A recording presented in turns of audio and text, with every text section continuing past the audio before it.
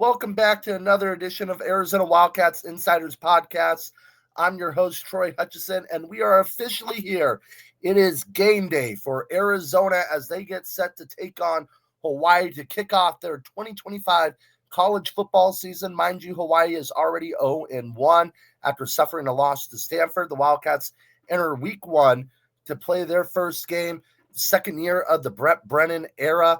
It's going to be a home game. Things were underwhelming last year. The energy was a little bit off. Brennan went during the offseason, changed things up starting in December with changes on the coaching staff, bringing in Seth Dagey as the offense coordinator, Danny Gonzalez as the defensive coordinator, Joe Salavea as the defensive line coach, Josh Pringle as the linebacking coach, Josh Miller as the tight ends coach, and Craig Nivar as the special teams coordinator. A lot of changes on the coaching staff, but it needed to be done after a very disappointing first season with Dino Babers as the offense coordinator. The offense wasn't very good. It wasn't right. Very vanilla and very stuck in the past. And defensively, I thought Dwayne Akina did a lot of nice things, but injuries piled up. Not enough mixing up of the playbook when those injuries piled up. Therefore, you have the replacement of Dwayne Akina as well. Now, not only are there new faces on the coaching staff, but there are 61 total new faces in the locker room as Arizona has welcomed in transfers and incoming recruits, recruits that are here now on campus. Part of that 2025 recruiting class, they're now freshmen ready to roll. We've seen the Cats go through training camp, learning the new Dagey offense, that new up-tempo system, learning the new ins and outs of the 3-3-5 defensive scheme that Danny Gonzalez has put together. Now, it's not your traditional 3-3-5. It's not the Rich Rodriguez and Castile 3-3-5 where you're like, oh, God, please don't run the ball against us. They're going to kill us. If it's Stanford, USC, they're Washington, they're going to kill us, or Utah. It's not that same 3-3-5. It's a more complex 3-3-5. It's a 3-3-5 that could see 4 defensive linemen switching things up, multiple stunts, multiple shifts. It's going to bring a lot out of an offense. And we've seen it work throughout training camp. It's been a balanced training camp where the offense has its days, the defense has their days. And that's exactly what you want to see. Now, I know there's been some reports where the offense has looked horrible during training camp. That can be further from the truth. And there's been reports where the defense looks horrible in training camp. That can be further from the truth. You're seeing growing pains on both sides. Now, we're here on game day, and we're seeing Arizona get ready. We saw Arizona get ready, the depth chart put together, a lot of new faces in terms of the transfers that are starting in both offense and defense, a slew of depth at the receiver position, where last year, yes, you had Tetairoa McMillan, greatest receiver in the history of the program, one of the best players I've ever seen in college football, but there was no depth behind him. It was Tetairoa McMillan and everybody else, and a massive gap. Even bigger than that. It was the gap the size of the Grand Canyon. And that led to issues. And then poor offensive line play with injuries there led to 28 sacks for Noah Fafita. And for him to have a down year with the poor receiving core outside of Tetairoa McMillan and inconsistent offensive line play, you saw Noah throw 12 interceptions and only 18 touchdowns and complete 61% of his passes. The previous season, he completed 72% of his passes. It's an 11% difference. That's massive. So you're seeing Noah Fafita get acclimated to this offense. He's become more of a leader during the offseason in terms of vocally on the field. He's an extension of the coach. He's using his legs more. There's going to be a lot of RPOs in this offense, in my opinion. To me, this is going to be very similar to a Rich Rodriguez offense with more of a passing influence. They're not going to be afraid to run. They're going to run the ball, but it's going to be a little bit more pass happy than the Rich Rod offenses of old. So what did we see from Hawaii? They narrowly escaped Stanford 23-20 in a game where, quite frankly, both teams looked terrible. There are opportunities on the field for Hawaii that they couldn't cash in. Their defense was inconsistent at times against the Stanford offense that was well below mediocre last season. They prayed to be mediocre last year. So what gives? What do you learn from that? That's the difficulty for Arizona and its coaching staff. What do you take away from it?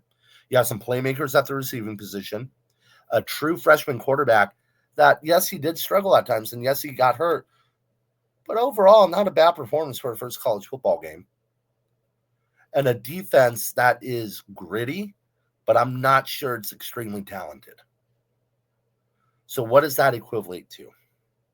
Well, you have to factor in the trip to Tucson. That's a long trip. It's a long trip to Hawaii.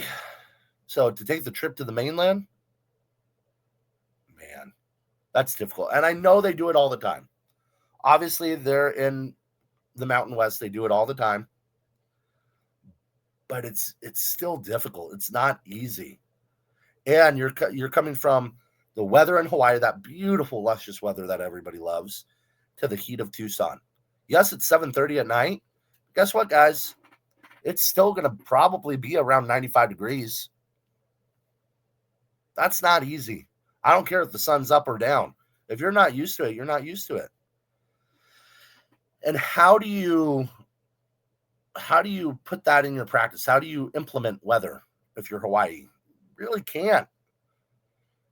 If you're Arizona and you're going to a cold climate, what you could do is maybe freeze the footballs, wet the footballs, make it difficult for them to pass. You can't really do anything about the weather. Maybe you could, do some things here and there. But if you're Hawaii, you really can't adjust to that. It's not like you're going to bring in space heaters in your practice area. So that's hard. That's a hard adjustment. Now, some things that I want to see in this game, Arizona's offensive line. Got to see consistent play. Can you give up a sack or two? Yeah, it's going to happen. It's probably going to happen when you're juggling pieces. It's not a fully healthy line yet. There's pieces still working to get back to normal, like Rhino Tapatoa. But I think this is a solid unit. I think you had more talent last year, but the new coaching staff, new ways of doing things with some injuries, it was just a cluster that they couldn't get out of. They got in their own way at times. Number two, the receiving core. I want to see how talented this receiving core is.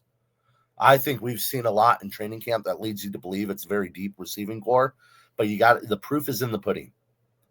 You got to go out and make your bones.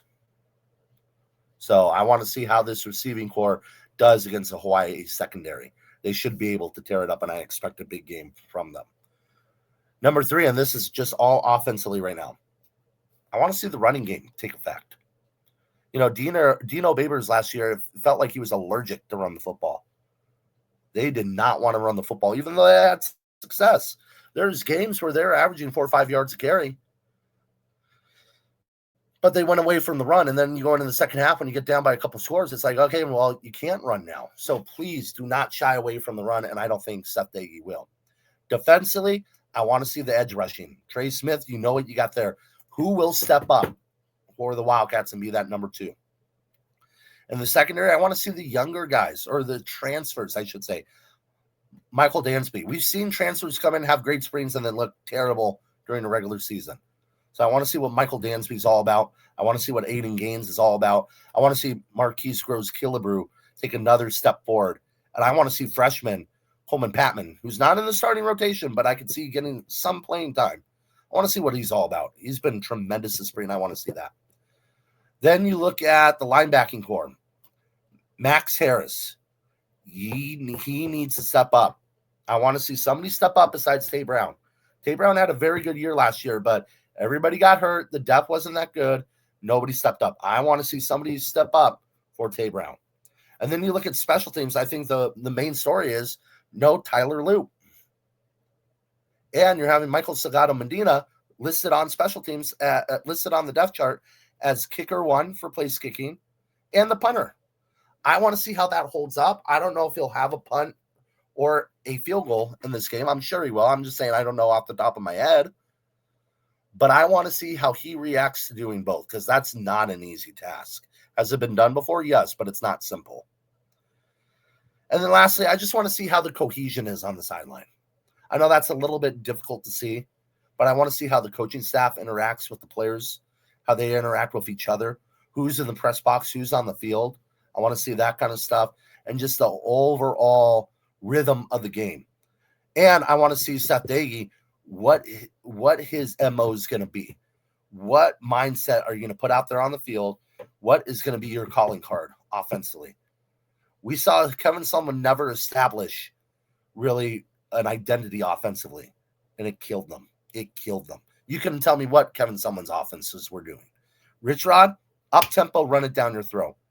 Mike Stoops, you had Sonny Dykes air raid offense, spread the ball out, and they're going to be a power run team when they need to be. Dick Tomey, run the football. Larry Smith, a little bit more balanced. Jed Fish, initially pass happy. But when they have their most successful season, well balanced, and we're going to kill you in multiple ways in a pro-style offense. So what is Seth Dagey's calling card going to be? I'm extremely excited to see that. So let's get to the game prediction. Hawaii's got some talent. They got a dangerous receiver, number 5. The name's escaping me right now. Their quarterback, true freshman. You're on the road in Tucson in the heat. Is it a hostile environment? Not necessarily, not yet. But it's a road trip, and it's his first road trip.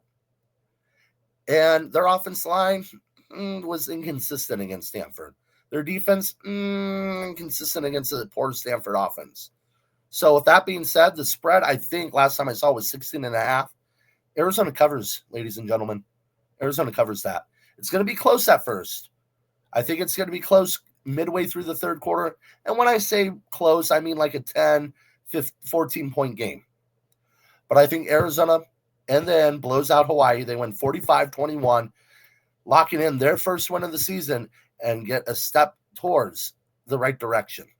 So we'll have a lot of coverage come to game day. Watch out on Arizona Wildcats on SI. Check out the website, making sure you're seeing all the articles. And then go to our social medias, our Facebook page, Arizona Wildcats on SI, our Twitter account, Arizona Wildcats on SI, the Twitter handle at Arizona Wildcats on SI, or follow me, Troy Hutchison, at THutch1995, as we keep you updated throughout the game.